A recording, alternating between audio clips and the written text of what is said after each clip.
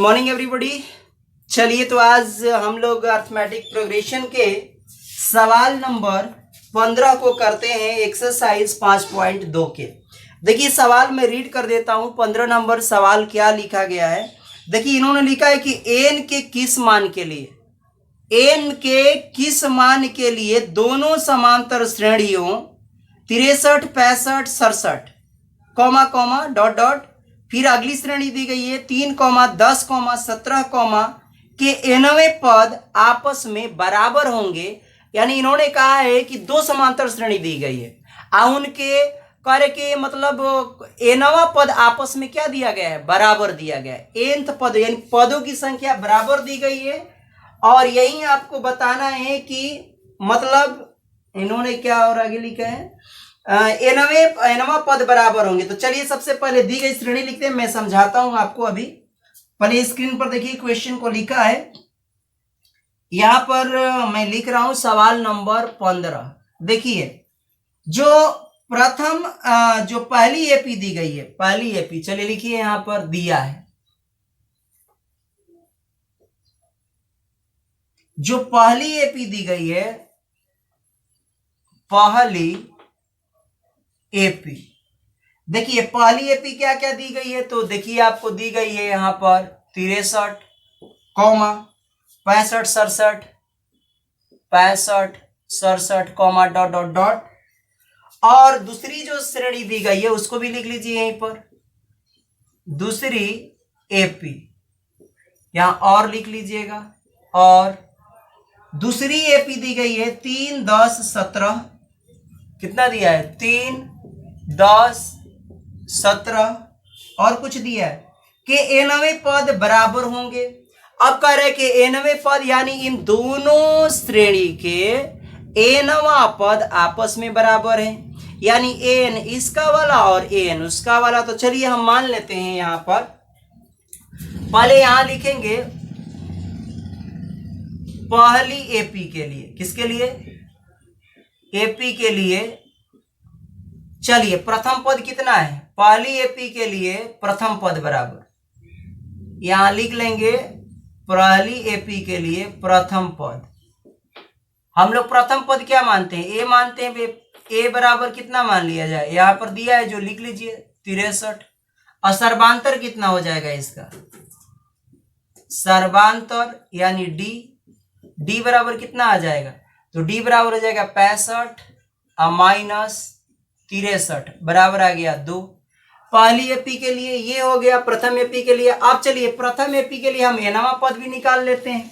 तो चलिए यहां निकाल देंगे nवा पद, इसलिए इस एपी का nवा पद, तो nवा पद क्या होगा, an का सूत्र बोलिए, चाहे नीचे लिख लेते हैं इस एपी का nवा पद। कैसे लिख लिया जाए, ऐसे लिख लो, an बराबर a plus n minus 1 into क्या d। चलिए इसमें और उसके बाद में यहां an लिखेंगे। तो an तो हमें अपना ऐसे ही लिख देंगे, a की वैल्यू यहां से रखिए 63, ये a1 कहलाता है, ये a2 कहलाता है, ये a3 कहलाता है, प्लस n माइनस 1। और उसके बाद में d की वैल्यू कितनी दी गई, तो d की वैल्यू हम लोग लाए हैं 2, तो यहाँ गुणा में रख दीजिए 2।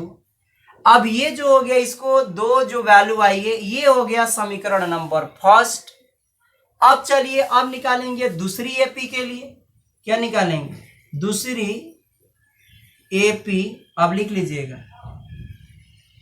अब दूसरी एपी के लिए, चलिए दूसरी एपी के लिए हम लोग निकालते हैं क्या चीज, दूसरी एपी के लिए प्रथम पद कितना होगा उसको आप लोग बड़ा से सूचित कर दीजिए। प्रथम पद हम इसको a मान लेते हैं, प्रथम पद a को कितना मान लिया हमने 3, ठीक।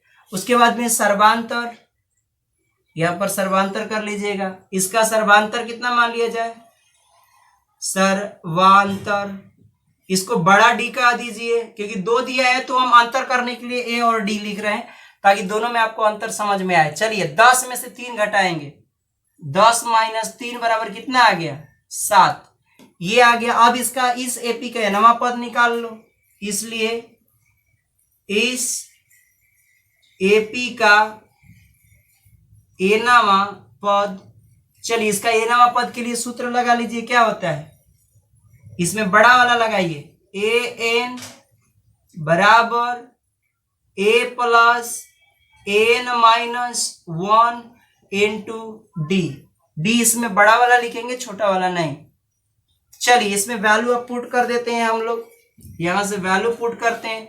एन की वैल्यू तो हमें ऐसे ही रखना है एज इट इज।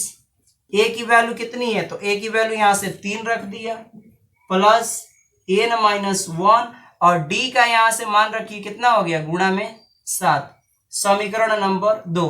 अब हम लोग प्रश्न से कर लेंगे कि प्रश्न में ये दिया गया है, इन्होंने लिखा है कि nवें पद बराबर होंगे, तो चूंकि दिया है लिख लेंगे दोनों के nवें पद बराबर होने के लिए क्या लिखेंगे, इसलिए यहां लिख लेंगे nवें पद बराबर होने हैं, दोनों एपी के nवें पद बराबर होने के लिए, बराबर होने के लिए क्या लिखेंगे, चाहे बराबर है भी लिख सकते हो।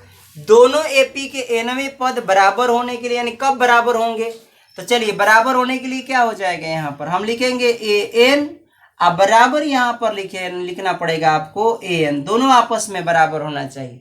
तो दोनों बराबर, इसकी दोनों की वैल्यू को क्या करेंगे, समीकरण 1 और 2 से हम दोनों की वैल्यू को पुट कर देंगे। तो लिखेंगे समीकरण 1 और 2 से, समीकरण 1 और समीकरण 2 से। अब चलिए 2 से an की वैल्यू यहां से रखिए, an बराबर कितना है 63, यहां लिख दोगे 63, यहां लिख देंगे 63, फिर प्लस लिखेंगे n-1, और गुणा में कितना है 2 बराबर। अब चलिए n ये वाली वैल्यू रखिए 3 प्लस n-1, यहाँ हो जाएगा 3 प्लस n-1, और उसके बाद एक गुणा में कितना है 7। अब इसी को तो हमें हल कर देना है, n की वैल्यू निकाल दे, और जितना n आएगा वही हो जाएगा, आपस में बराबर हो जाएंगे। तो चलिए यहाँ पर लिख देंगे 63, ये जो n है सभी n को भेज दीजिए उधर, और नंबर वाले को इधर भेज दो। तो ये 63 3 को इस दिशा में लाते हैं, तो माइनस का 3 हो गया।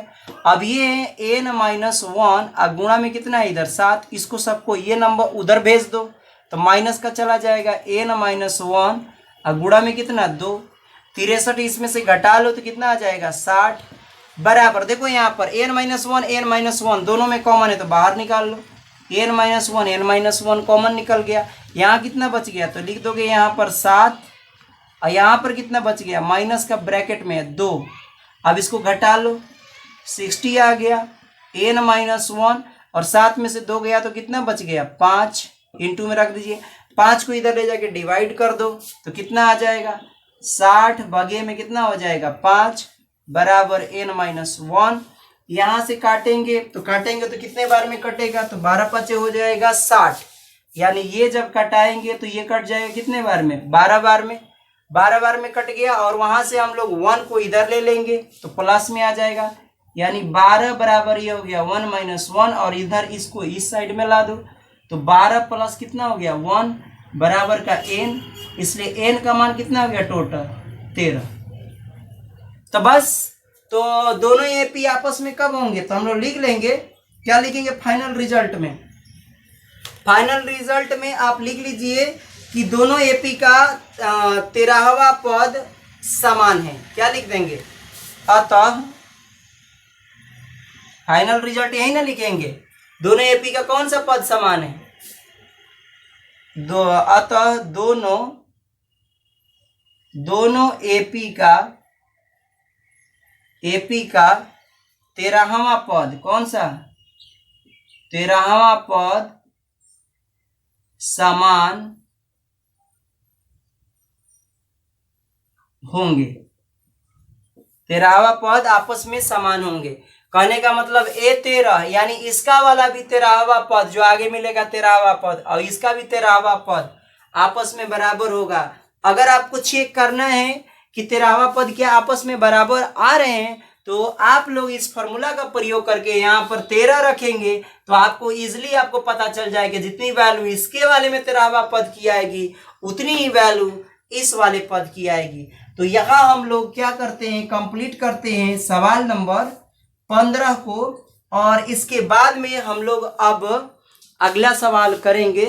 तो यहीं पर हम वीडियो को समाप्त करते हैं। जय हिंद।